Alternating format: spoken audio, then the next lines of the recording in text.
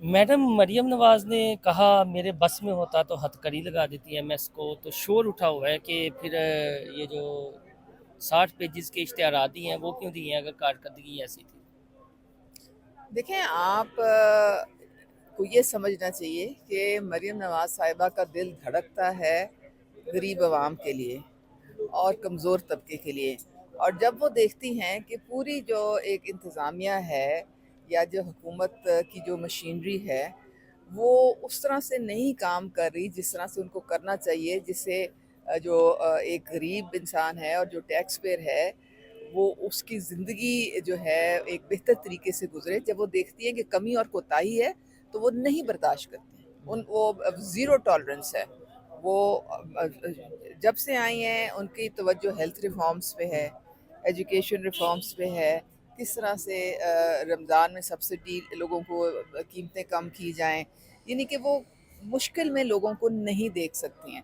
और जो हमारी ये जो इंतज़ामिया है अगर वहाँ वो अपना काम नहीं सही तौर पे कर सकते तो उनका उसका उसको जवाबदेही करनी पड़ेगी। मरीम नवाज़ साहिबा ऐसी सीएम नहीं है जो दफ्तर में बैठ के कार्रवाइयाँ करती हैं। वो हैंड्स ऑन चीफ मिनिस्टर हैं। वो हर चीज़ का उनको इदराक भी होता है और वो हर चीज़ की खबर भी रखती हैं।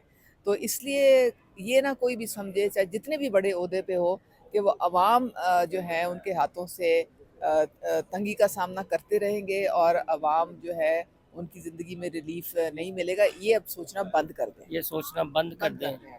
और वो क्योंकि प्राइवेट उनके उनके माफिया की जानिब भी जाएंगी हस्पतालों के जो प्राइवेट जिन्होंने उन्होंने भी तो जीना जीरन किया है ना और उन्होंने तो अंत मचाई हुई है। देखिए अब हमने इसीलिए तो जो जो गवर्नमेंट की जो फैसिलिटीज़ हैं उनको बेहतर से बेहतरीन हमने करना है ताकि लोगों को प्राइवेट के पास जाने की ज़रूरत ही ना पड़े।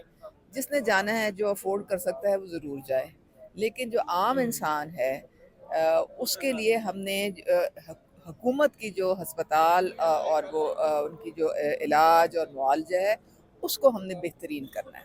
बहुत शुक्रिया जी, उज़्मा कारदार साहबा हमारे साथ मौजूद थी। बिल्कुल उन्होंने दुरुस्त फरमाया है कि मरियम नवाज़ साहबा का जो दिल है वो पंजाब के अवाम के साथ धड़कता